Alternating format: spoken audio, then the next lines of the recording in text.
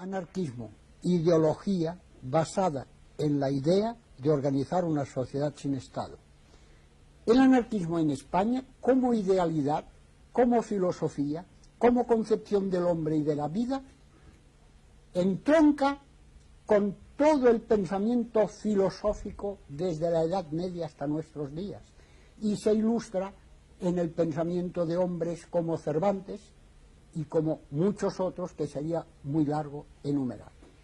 Nosotros concebimos que es posible organizar un mundo sin Estado, un mundo sobre la base del trabajo, del mutuo acuerdo, de la solidaridad y de una organización social basada en la toma de los útiles de trabajo por los productores y en la organización de la producción y de la distribución por vía de consensos, por vía de organizaciones de base en las cuales el obrero trabajará y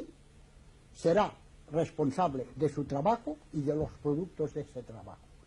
El anarquismo es una ideología que tiene la pretensión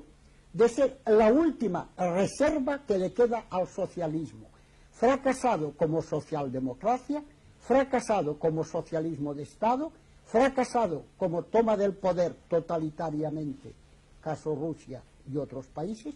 y nosotros creemos que es nuestra concepción de un socialismo libertario la última expresión del socialismo auténtico.